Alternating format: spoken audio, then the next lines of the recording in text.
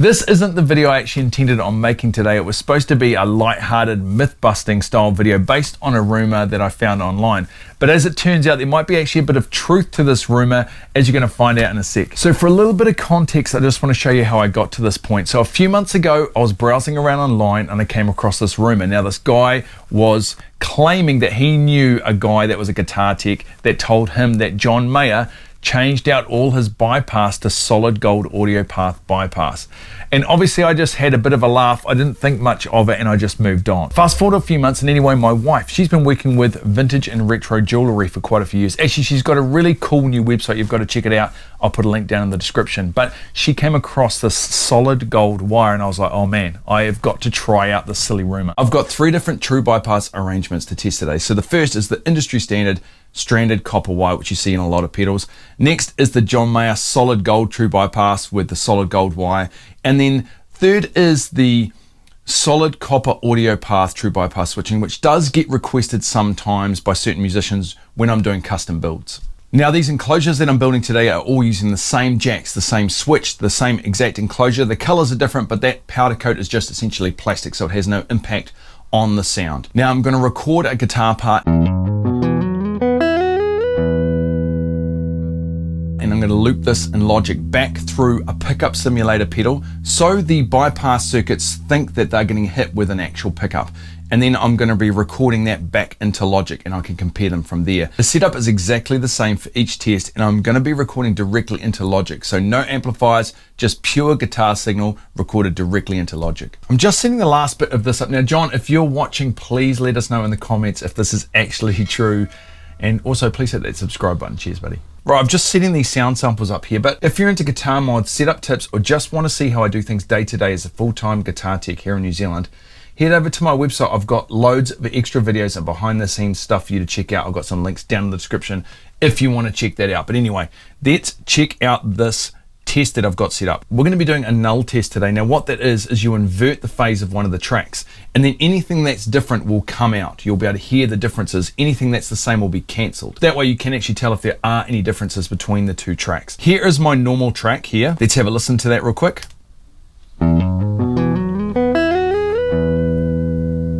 Okay, here's the copper.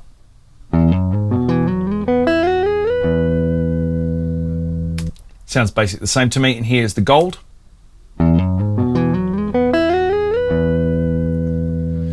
Now, I don't know about you, but to me, they sound all exactly the same. This track up here, this is the normal true bypass switching, but I've inverted the phase. So let's turn that one on, and let's turn the normal true bypass one on, and they should essentially cancel each other out. You should pretty much just hear nothing, maybe the odd little glitch.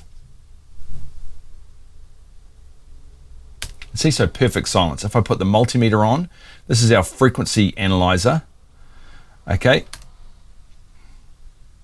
See, those tracks are playing. The correlation meter down here is going to shift because there are going to be some little glitches, you know, because they were recorded all separately. It's not just the same track copy. Let's mute that normal track. Let's do that null test with the copper.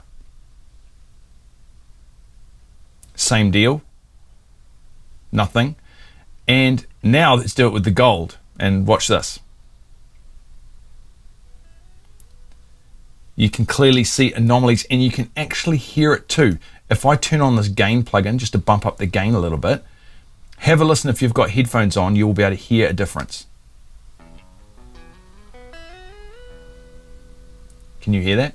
So there's definitely some frequencies there that are different, either lower in level or higher, but there's differences in these tracks. The other thing that I did was pull the gold wire out of the gold enclosure and put it into the normal true bypass switchings enclosure with the same switch and jack, just in case there was a difference in the jacks or in the switch maybe.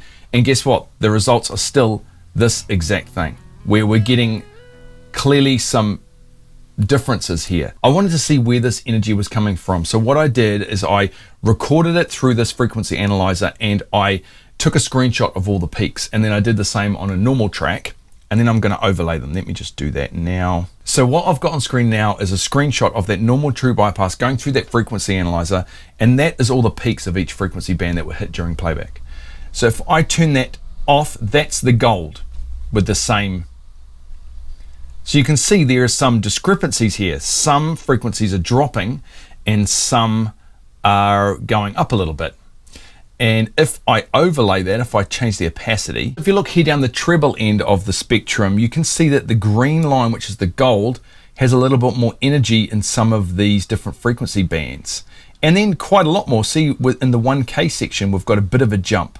Around here, we've got a jump. But then really interestingly, down here, in that sort of low subharmonic section, there is less energy, which is really weird. Okay, so let's do a recap. We tested the gold true bypass switching versus the normal, and there was an anomaly there doing a null test. And then I moved that gold wire to the normal enclosure and retested, and there was still an anomaly. And then I resampled everything and did a whole bunch of extra tests and just resampled all the different enclosures, and there was still an anomaly. So wherever this gold wire moves to, there is an anomaly there.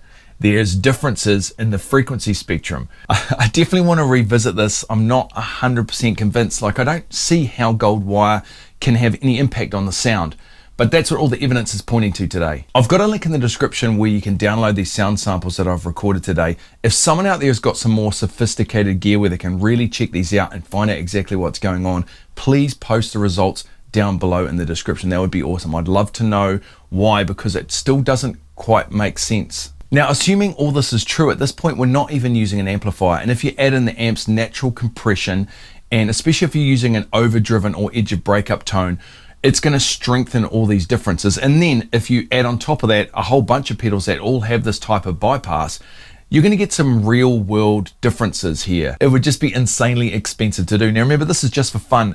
Don't take it too seriously. I'm not going to be changing out my bypass anytime soon for solid gold true bypass. It's just interesting that there even is a difference. I mean, it's just for the sake of knowing. Make sure you let me know in the comments if you download those and try this out for yourself. Have a great week, guys. We'll catch you in the next video.